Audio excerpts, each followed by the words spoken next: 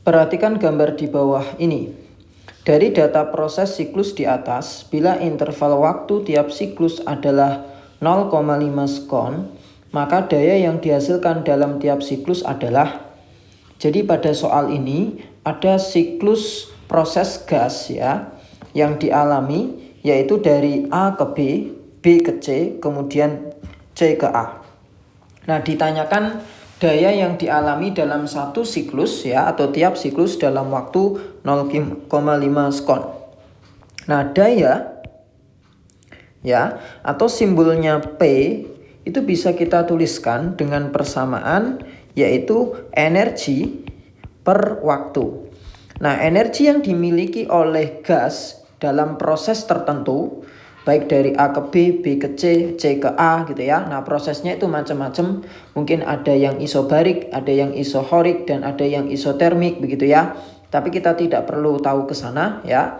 Energi yang dimiliki itu adalah energi kalor, sehingga persamaan dayanya ini menjadi energi kalornya dibagi waktu. Nah, untuk itu kita akan mencari kalornya dulu ya. Untuk mencari kalornya kita pakai hukum kedua termodinamika, di mana hukum kedua termodinamika ini bisa dituliskan, yaitu Q, kalori yang diserap atau yang dikeluarkan, itu sama dengan delta U, perubahan energi dalam, ditambah usaha ya.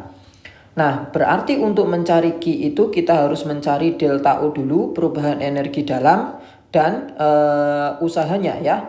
Nah, untuk perubahan energi dalam atau delta U-nya, persamaannya karena 3/2 NR delta T gitu. Dan perubahan energi dalam ini adalah bisa dikatakan kerja ya atau usaha yang tidak bergantung sama siklus gitu ya, hanya bergantung sama keadaan awal dan keadaan akhir. Sehingga kalau misalkan siklusnya itu dari A, dari A, kemudian ke B, kemudian ke C, kemudian kembali lagi ke A ya, maka suhu delta T ini ya berarti suhu di A dikurangi suhu di A, maka delta T-nya nanti akan 0. Nah, sehingga bisa kita tuliskan bahwa perubahan energi dalamnya itu akan 0 ya. Kemudian untuk usahanya atau W. Usaha ya, kalau prosesnya berbentuk satu siklus ya, sebagaimana gambar tersebut, maka cukup kita mencari luas yang ada di dalam siklus ini saja. Nah, bentuk siklusnya itu adalah berbentuk segitiga, sehingga luasnya itu berarti sama dengan setengah kali alas. Alasnya itu bisa kita tulis 3 kurangi 1 berarti 2. Terus kali tinggi yaitu 6 kurangi 2. Maaf, 2-nya ini ya itu tekanannya kali 10 pangkat 5. Kemudian tingginya itu 6 kurangi 2 berarti 4 dikali ya volumenya itu kan 10 pangkat min 3. Oke.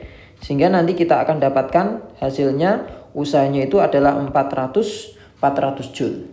Oke, kemudian kita akan substitusi ke dalam Q atau kalor, sehingga nanti kita dapatkan 0 ditambah 400, sehingga dihasilkan 400 Joule untuk kalornya ya.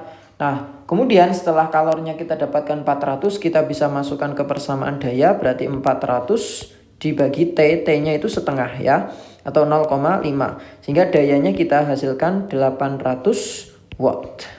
Sehingga jawaban yang tepatnya adalah delta.